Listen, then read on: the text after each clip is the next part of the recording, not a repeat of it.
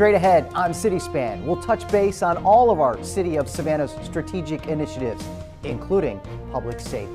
That's where we'll start. Roy Minter is in place to lead the police department, and he's already out hitting the streets to make them safer. We have a change coming at the top of Savannah Fire. What's next for Charles Middleton?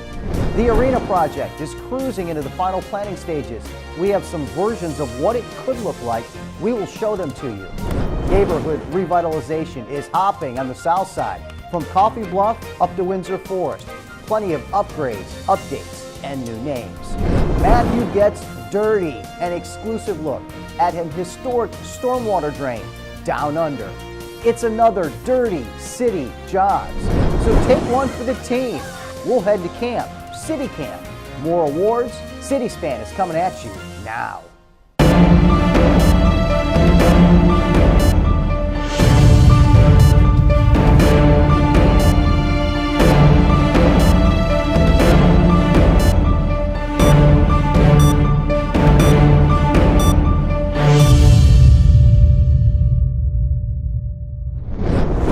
And welcome to CitySpan, your source for news and information in and about the city of Savannah. I am your host, Ken Slatz.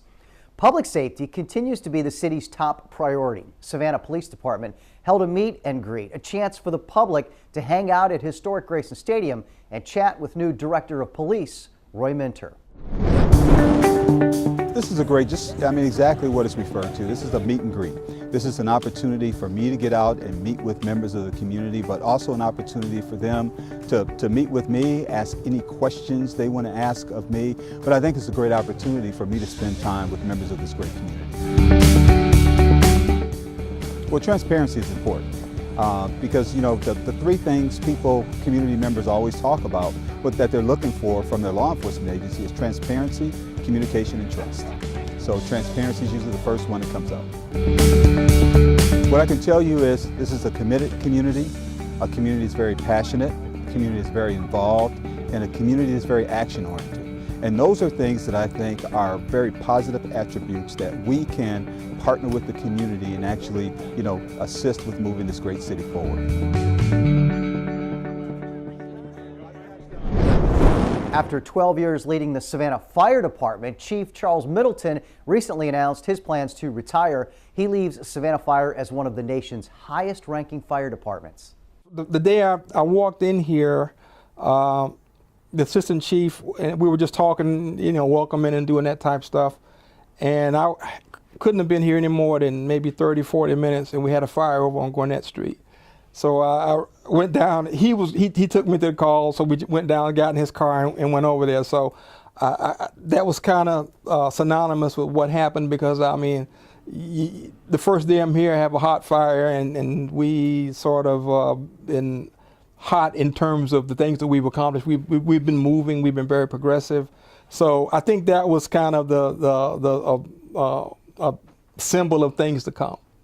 Some of the accomplishments under Chief Middleton's leadership include international accreditation, ISO Class 1 designation, automated records management system, $1.3 million Homeland Security grant for a fireboat. How about this? Establishment of a professional standards unit, construction of 5 fire stations to FEMA standards, $3.5 million grant to increase the firefighting force. One of the things about firefighting, and I tell people this all the time, is really the thing that determines a good firefighter from a great firefighter is arrogance and aggressiveness. And you got to have them. I don't mean that in a negative way, but that's just a fact. And if you won't get after it, then you're not going to make it in the fire service. And you have to believe that you can make a difference. We can fix everything. So, and I think that swagger Savannah Fire has. Middleton's retirement is effective January 1st, 2019. Plenty of big news from Savannah's 6th District. That's the south side. We will start with the much anticipated opening of Windsor Park. 2, 3.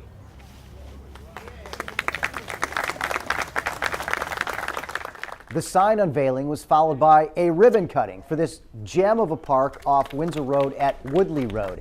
It's 5 acres and includes 2 dog parks, a quarter-mile walking trail, picnic areas, benches, and a full playground. The late October celebration was attended by more than 50 community members, city staff, and our mayor and district aldermen. But this is $450,000 of city investment from that penny of that sales tax that's invested back in our neighborhood. 90% of what was left over on this site in terms of the design, the artwork that you see here, all of that was done by city employees and SCAD volunteers. To have a multi-generational park that we can all enjoy, and I don't think it's just going to be our 5 neighborhoods out here that are in the Windsor Forest area. These people will come from out on Coffee Bluff, especially for the doggy park. The park was built on a FEMA lot that was fully flooded decades ago. This park was fully funded through the Special Purpose Local Option Sales Tax, or SPLOST.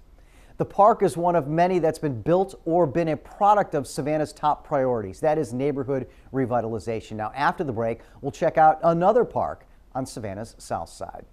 Also around the corner, we'll take you down under, not quite to Australia, but down under Savannah, a little stormwater repair on the docket. Plus, we'll take care of you, or at least Angel Care will. It's our SBAC Small Business Spotlight. But next, the city partners with Open Savannah, a budget breakdown. City Span will be right back. As we head to break, check out the sights and the sounds from SPD's annual Pumpkin Painting with Police event, held the day before Halloween.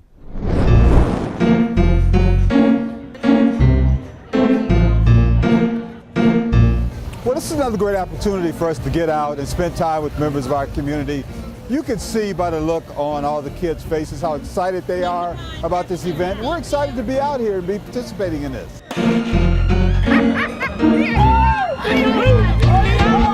Yes! You look at all the smiles on the department members' faces as we're passing out candy and getting to spend time with the parents and with the kids. It's a wonderful time for us. And we can't wait for the Pie in the Face contest.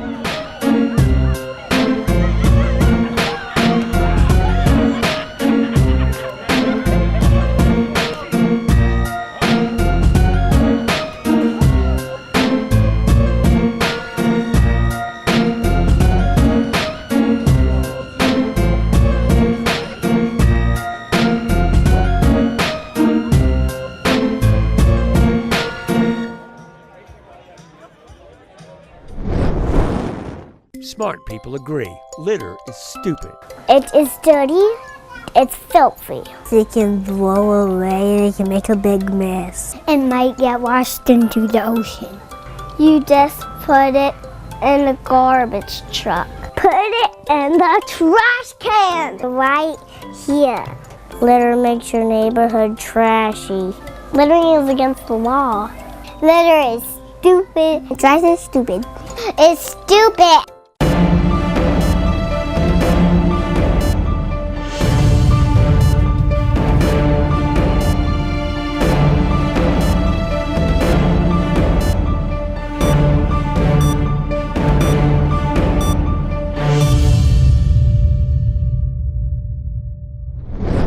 Welcome back to City Span. Remember to catch us online, savannahga.gov/SGTV. You can find the link to our archive of shows and stories and a link to our live YouTube stream, and that is 24/7. Nearly 100 citizens and community leaders gathered at the Civic Center to get the first peek at 3 renderings of what our city's new arena could look like. The design team at Perkins & Will presented the potential plans for the inside and out. This is the Citizens Arena. It's paid for primarily by SPLOST dollars. Having their input is just very, very important. Savannah is a unique place, and the site is in a unique place in the Canal District. Having the canal, the Springfield Canal, immediately adjacent to the arena is a wonderful amenity that we want to take advantage of. And it's an opportunity for us in Savannah to recognize our canals as something other than just a drainage infrastructure. All 3 designs recognizing the importance of the canal itself, and that being a part of the look and the feel of the arena. The uniqueness of this arena is that you come to an elevated concourse level, and that's where the majority of the activity happens. And in this scheme, we really began to think about how could we play that up not only from the inside but the outside as well. The first one that you obviously see, the main entry, that is this very streamlined glass entry that you see into the building. And then really beginning to group that concourse area and party deck area into one singular expression towards the canal side that's also looking out to the city. A very exciting, inviting scheme. You see the trellis that's sort of providing shade, becoming an iconic element. And in this particular scheme, it's sort of the most transparent and has the most glass within it, seeing into the arena. And so we want the public to look at those three schemes, tell us what they like about them, what they don't like about them. And so it may wind up being, certain aspects of all three designs rolled into the one. As for the inside of the arena, it is definitely multi-use, from small stage to monster trucks and everything in between. People really want a different experience when they go to the arena now. They want a social experience. And so we've developed a whole top level that we're calling the party deck that has views out to the canal and views to downtown. It will make those seats really fun and a great option.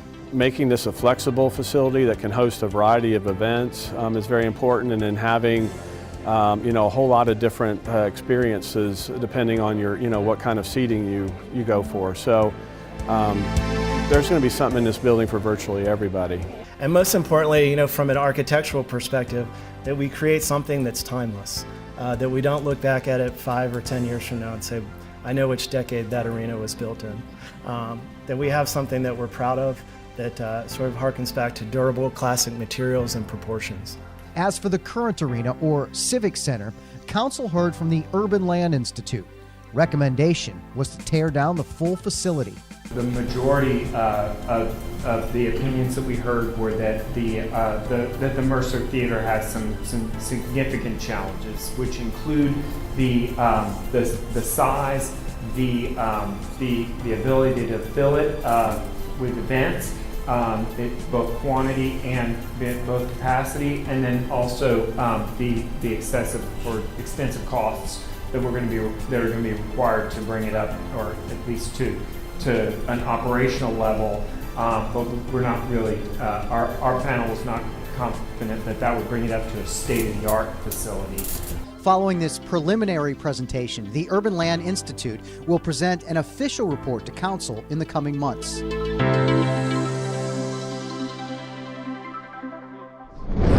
Have you ever wondered how the city budget is put together? What goes into it? Well, the city opened it up for citizens to find out firsthand.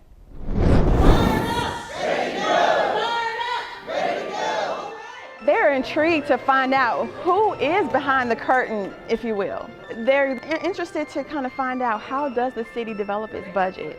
What are those rules and regulations and requirements that the city's budget team and the city as a whole have to abide by? Why do we do what we do the way we do it? And so I think that it's been great dialogue. More than just a question and answer session, City Camp Savannah 2018 drew dozens of citizens to the Civic Center to learn the details of the decisions that go into the budget, along with the state laws the city must abide by, and the importance of input by you, the citizen.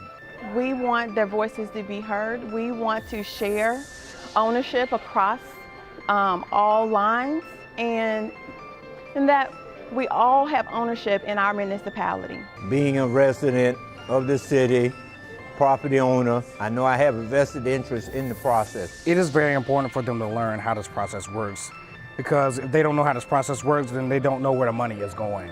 It was stressed the budget process is largely formulated off the city's strategic plan, which emphasizes the 5 priorities: public safety, infrastructure, neighborhood revitalization, economic strength and poverty reduction, and good government.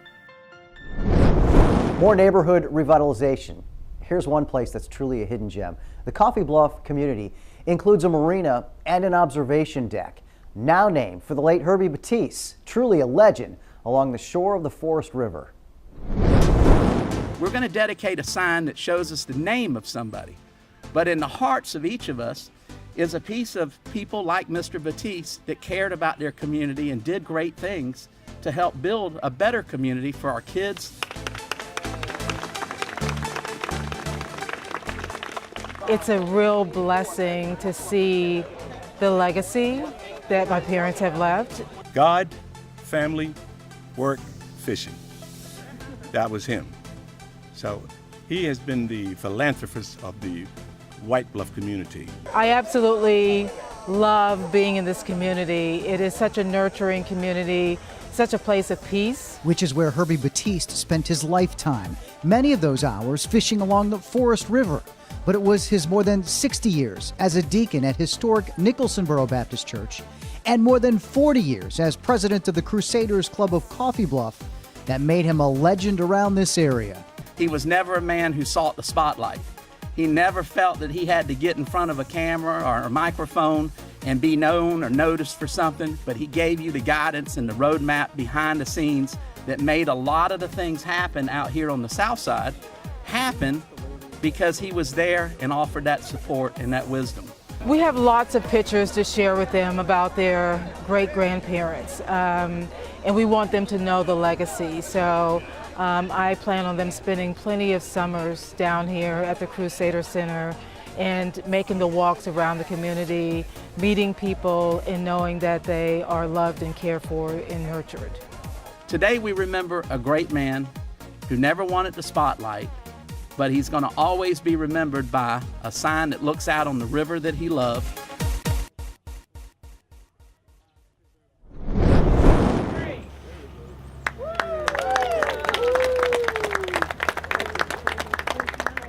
Meanwhile, another dedication in District 6 and another SPLOST project, all funded through the special purpose local option sales tax. This one in the Windsor Forest neighborhood. Mayor DeLoach, Pro Tem Carol Bell, and many others joined Alderman Thomas to dedicate a small park to Thomas Fulton Jr. Now, he passed away in 2011, but his wife was on hand to help celebrate his life and now his legacy in the neighborhood. Fulton was instrumental in the creation of the Windsor Forest Neighborhood Association and the beauty of this Southside gem. You can ride down today on Windsor Road and Largo Drive, and you can see the legacy that Tom left in this neighborhood with the hundreds and hundreds of live oaks that are planted that will one day canopy that roadway and create exactly what we cherish so much in this community and other parts of the community. Tom Fulton was the type of man who brought people together. He helped and he worked with our Windsor Forest Neighborhood Board. Truly an awesome dedication, Thomas Fulton Jr. Time for one more break, but there is still plenty to come on City Span. Dirty City Jobs is back. Matthew heads down under Bolton Street, that is. Historic drainage infrastructure.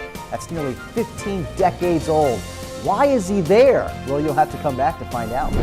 Plus, we'll check in on Archives Month, and our monthly SBAC Spotlight takes a look at angel care. But straight ahead, several SPD officers getting well-deserved kudos. It's the annual Unit Awards, and that's next on City Span. When debris clogs our storm drains, your area can flood. You can help stop it. It may seem obvious, but please don't put debris down the storm drains. This includes lawn clippings, leaves, litter, and you. Yeah, you, with the construction debris. What do you think will happen when that hardens? You've sealed your storm drain shut. Be smart and keep your property from flooding. Only rain down the drain. Your storm drain is not a trash can. Thanks.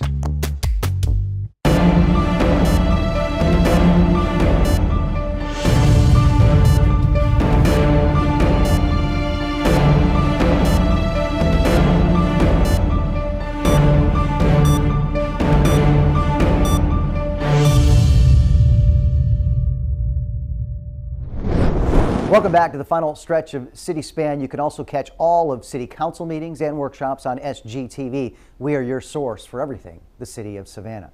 Recently, SPD took some time to hand out the Unit Awards, true teamwork for our men and women within Savannah Police, keeping our city safe. 7 members of the Special Victims Unit, led by Lieutenant Michael Izzo, his team of 8 honored along with the Criminal History Division. These 4 civilian positions play a crucial role in SPD record keeping. And the Aviation Unit also honored, all under the watchful eye of Sergeant Wesley Johnson. It's nice to finally get my guys some recognition for all the hard work they put into it. It's a team effort, it truly is. They're on call once a week. They have to give up their family lives to help the community. We work well with the other units that also received the Unit Citation Awards today, so SIU and some of the other units. So it's been a real good partnership, not only within our unit, but within the whole department for the aviation unit. Each of the accomplishments that were noted today were accomplished by members of a team, of a unit. These are individuals who work together collectively to go out and address crime and quality of life issues in our community, and went out there and did an amazing job of addressing those issues, and really continue to do a great job of addressing those issues and continue to keep crime down low in our community. You can find the full Unit Awards ceremony on our City of Savannah YouTube page. Just search City of Savannah.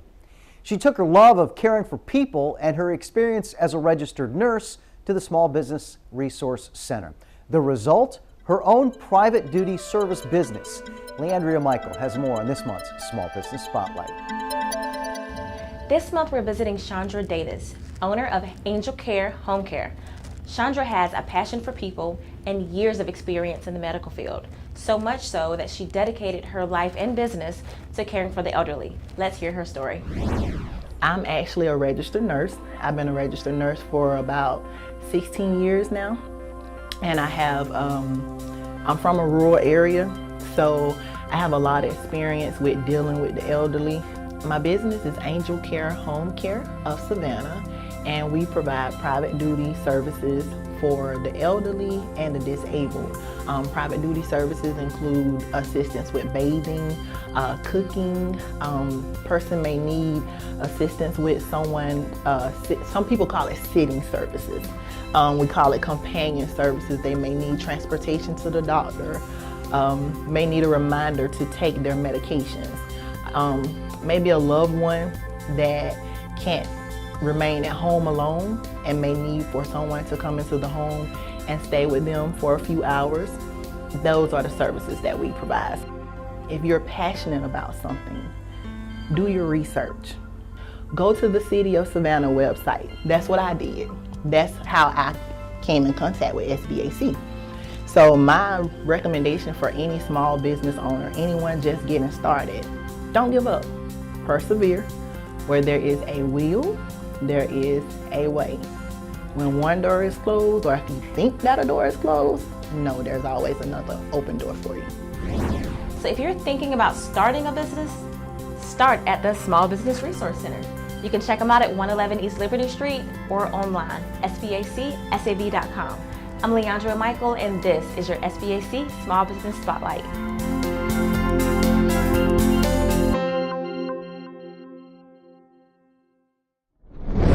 Thank you very much, Leandria. Maps, surveys, and plans. Oh my! More than 4,000 such pieces are preserved in the city's municipal archives, dating back to the 1790s. They document the city's unique town plan, early growth and progress, and the development of neighborhoods and subdivisions. The importance of these historical artifacts was highlighted recently during a hands-on show and tell program last month. It's really important that we maintain our historical records so that we see what all the work that we have done over time, everything that the citizens have contributed to and paid for, and we have a record of what the city government has done for the public and how we've grown and changed, and also so that we can study it and learn from it and move forward through time. So the archives are really, they are the record of the city of Savannah and city government. The collection dates back to 1798 and the city's very first surveyor, John McKinnon. Maps and plats show how the city has expanded and developed over the years. It also includes plans and drawings for many of the city's historic buildings.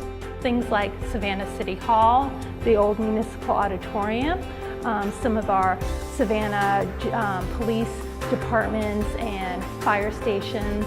So some of those landmark buildings that the city's built over time.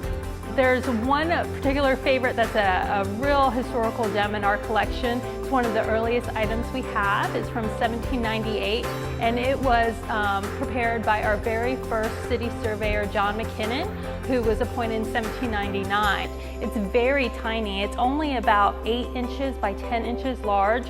It's showing the garden and farm lots of Savannah. The town, the historic district, is actually not even depicted on this map.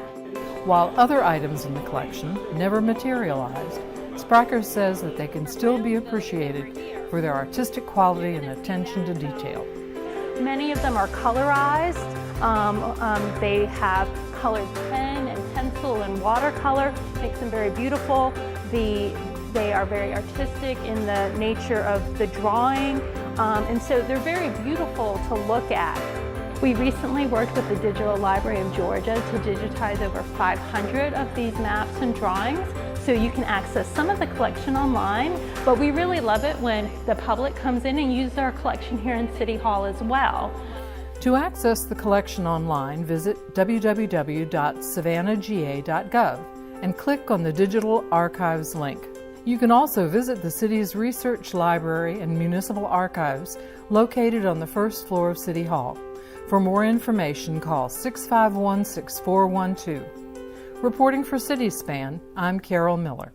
Thank you, Carol. You can learn more about these collections and some intriguing history about city surveyor John McKinnon by watching Maps, Surveys, and Plans. Oh my! It's just one of a series of monthly programs presented by the city's research library and municipal archives.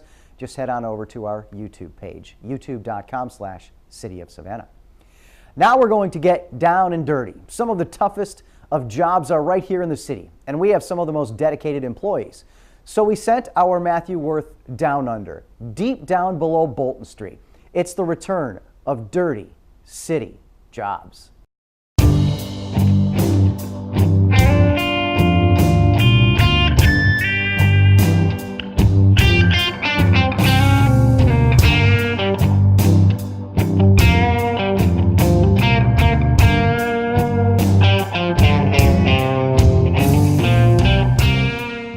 Matthew Worth here with Dirty City Jobs. We're over here at the Bolton Street Stormwater Brick Line. It's an old, historic, 150-year-old handmade brick line for stormwater. From what we know, that was built back around the Civil War era with 3 layers of brick, and that was what they generally had was a wooden form. And they had that form, and they would drag it along. They'd put the layers of brick over it. How they did that by hand without the technology we have today, from everything from dewatering to bracing the shores, and the conditions they worked in, it's just incredible that they got that done. And that kind of craftsmanship is lost. There's not any folks that could do this anymore. We're about to climb down inside and check it out. About an 8.5 foot in diameter. We can walk in it easily, all the way starts from about here and continues all the way up to East Broad there. And it drains an area that's to the other side of Forsyth and to the north and west a good bit. That's terracotta pipe. And they were using that up to the 70s. That's a clay pipe, and that was a sewer line. Some amazing craftsmanship to build a line like that. The 3 layers of the old Savannah gray brick, and it's lasted 150 years. It's really done its job. This line will clean itself when it has a good rain. What we saw also was the places that are damaged, where the brick is washed away, because at one time it was both stormwater and sanitary sewer line. That was from the top, dig down to it, and they're lucky the rest of them didn't collapse when they did it. One of the things we're going to have to do, of course, is go in and patch those holes, and then this technology that we've got to push through material that will then harden. We heat it up and it hardens and essentially lines that with something that should give us another 100 years of service out of this line. What they'll do is they'll go in first and remove all the pipes and extrusions in it, get it a nice smooth wall, and then they take this giant, it's a resin impregnated sock. It's pretty much a felt material that they'll put over the hole, and then they'll invert this sock with water and use that pressure of the water to get the sock all the way down the line. Once it's full, they heat that sock, and that cures the resin. It'll be like a fiberglass pipe. That pipe there, that'll last us, probably outlast our lifetime and hopefully our kids. Coming up from down under Bolton Street, this is Matthew Worth with Dirty City Jobs. Thank you very much, Matthew. Yes, it's a Dirty City job, but you do get all the fun, don't you? That will do it for CitySpan. Can you believe we are cruising into the holidays? You can catch all the news up to date on our City of Savannah Facebook, Twitter, and Instagram pages. We are also on YouTube, streaming SGTV live all the time. Our website, savannahga.gov. So until next time, enjoy your city And from all of us, thanks for making Savannah your home.